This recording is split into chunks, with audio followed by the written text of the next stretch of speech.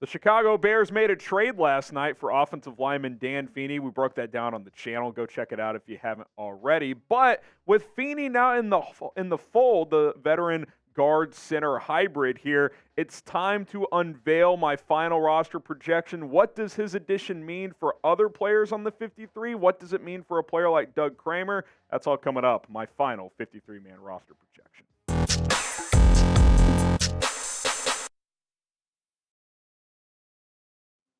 Roster cutdown day is here in the NFL, and the Chicago Bears and all 32 teams have to finalize their 53-man roster 3 o'clock Central on Tuesday. That is the deadline. Of course, things will change after the initial waiver wire comes through the next day at noon, by the way. It's noon on Wednesday. But all initial 53s, 3 o'clock Central Tuesday afternoon. So let's get into my final roster projection here. All right. Just 2 quarterbacks. Listen, on my roster projection the day after preseason game number 3, I had 3. I still thought the Bears might value P.J. Walker on the 53, but I'll give them kudos and said, listen, Tyson Bagent beat him out. We're comfortable with them.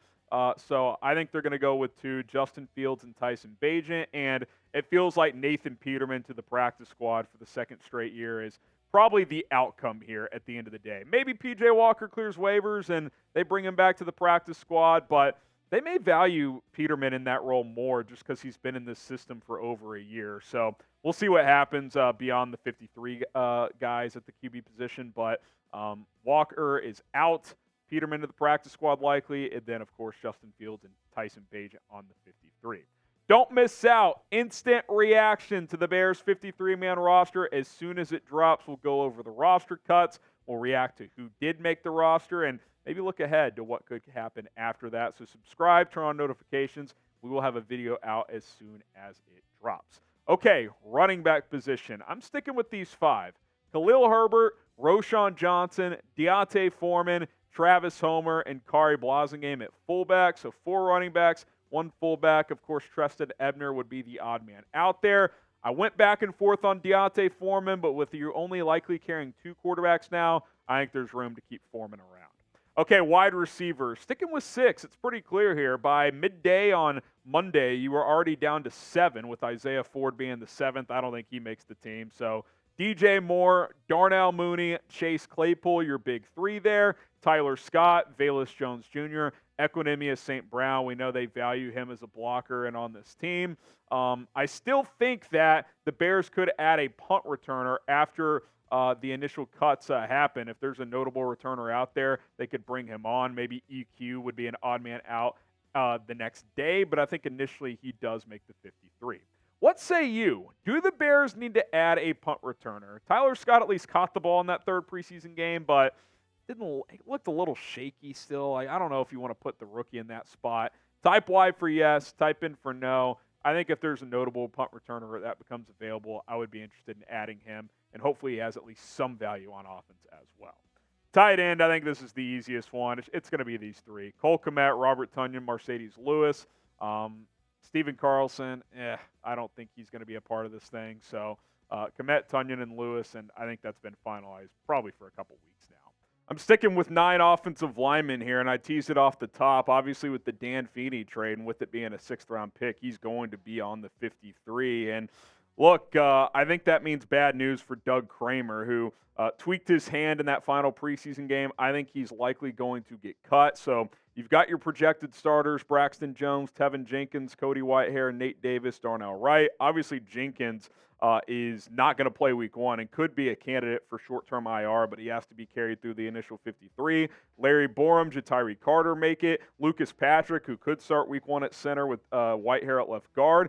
Dan Feeney, who can play center and guard as well, so we'll see how he fits into the mold, but he'll definitely be on the 53 as the Bears had to get adequate offensive line help, especially on that interior. Defensive line, I'm going to go to 10 here. I think there's a lot to figure out in the trenches on both sides. So your starters on the left, Unique Ngakoue, DeMarcus Walker, Justin Jones, Andrew Billings, also Terrell Lewis there, Dominique Robinson. Trevon Dexter, Zach Pickens, your 2 rookie defensive tackles. The way Alan Williams spoke about Rasheem Green on Monday doesn't sound like someone who's getting cut. And then For now, I'm going to say Trevis Gipson. I think that's the one question mark, right? Does Gipson make it? The Bears have given him permission to seek a trade, but if nothing materializes, keeping him might be the best path. I thought he was one of your top 2 or 3 edge rushers in the preseason. And I know on the initial depth chart, he was way back there. Maybe he wasn't showing a lot in practice, but when the lights turned on, he played well. Now, again, you're going up against backups a lot of the time, so can you trust him as a rotation edge rusher? 2 years ago, he had 7 sacks. I would keep him for now if a trade you're not comfortable, if a trade that you would be comfortable with does not come to fruition, because I think cutting him, he's got too much value. I would keep him at this point in time. Obviously, that would be 6 edge rushers, but you can kind of figure that out as the waiver wire stuff comes and goes over the next couple of days. Will Trevis Gipson be on the 53-man roster? Type Y for yes, or type 1 for yes, type 2 for no.